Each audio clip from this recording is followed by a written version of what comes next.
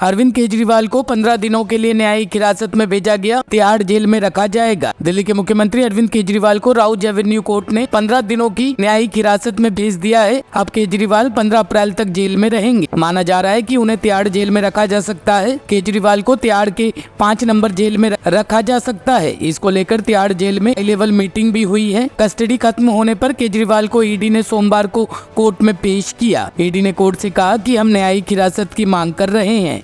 नहीं कोई मैसेज। 11 दिन उनकी पूछताछ हुई है, पूछताछ पूरी हो गई है। अदालत ने दोषी नहीं कहा, उनको जेल में क्यों डाला है? मैम, क्या आने वाले कितने दिनों के बाद आप लोग, अब जेसी में भेज दिया गया है सीएम साहब को, तो कब बेल मूव करने की आप लोग तैयारी कर रहे हैं? इन लोगों का एक ही मकसद है, इनको चुनाव में उनको जेल में डालना है। देश की जनता इस तानाशाही का जवाब देगी। नंबर जारी कर रहे हैं जनाब, पूरी दिल्ली और पूरा देश देख रहा है कि दिल्ली पुलिस क्या, ईडी क्या, सीबीआई क्या, इनकम टैक्स क्या, ये सारे के सारे भारतीय जनता पार्टी के इशारे पर काम कर रहे हैं। अब देखिए क्या हुआ, अरविंद केजरीवाल जी को जुडिशियल कस्टडी में जाने देकर ईडी ने फिर से उस बात को सही साबित किया जो आम आदमी पार्टी लगातार कहती आ रही है। पूछताछ कभी मकसद था ही नहीं। पूछताछ करना होता तो आज ईडी कहती कि हमें और समय दीजिए, हमें अरविंद केजरीवाल जी को अपने पास रखना है, इनसे पूछताछ करनी है। लेकिन पूछताछ मकसद नहीं था, इसीलिए जेसी में जाने दिया।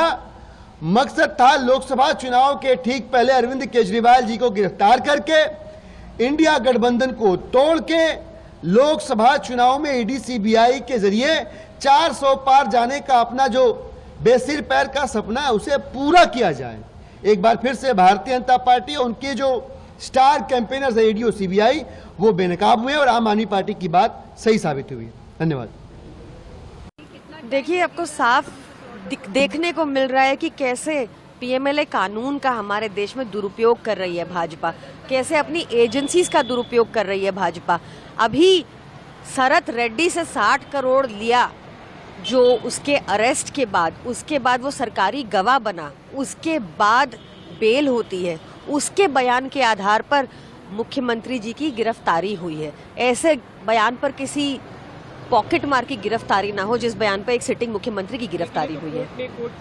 क्या करेंगे? पीएमएलए कानून में ही ये प्रावधान है। जब तक ईडी नहीं कहेगी, जब तक ईडी की इन्वेस्टिगेशन पूरी नहीं हो जाएगी, जो 2 साल से हमारे खिलाफ एक चवन्नी की रिकवरी नहीं कर पाई इन्फोर्समेंट डायरेक्टोरेट, इतने उन्होंने छापे मार लिए, उसके बाद जब तक ईडी नहीं कहेगी, जैसे शरत रेड्डी के केस में कहा, छगन भुजबल के केस में कहा, अजीत पवार के केस में कहा, राघव रेड्डी के केस में कहा, प्रफुल्ल पटेल के केस में कहा, जब तक ईडी नहीं कहेगी कि केस बंद हो जाए या बेल में आपत्ति नहीं है, तब तक यही सिलसिला चला जाएगा। तभी कहा जाता है प्रोसेस इज द पनिशमेंट। सरकार बिल्कुल ठीक चल रही है। अब तो कोर्ट ने भी वो याचिका खारिज कर दी।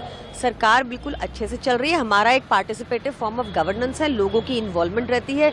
अरविंद केजरीवाल जी ने दिल्ली वालों को एक ऐसी सरकार दी है जिसने लगातार जन कल्याण सुविधाएं भी दी और मुनाफे का बजट भी पेश किया है। इसी वजह से बार बार अरविंद केजरीवाल जी लगातार जीतते हैं। इसी वजह से मोदी जी डरते हैं अरविंद केजरीवाल से। Bureau report, team ANN news.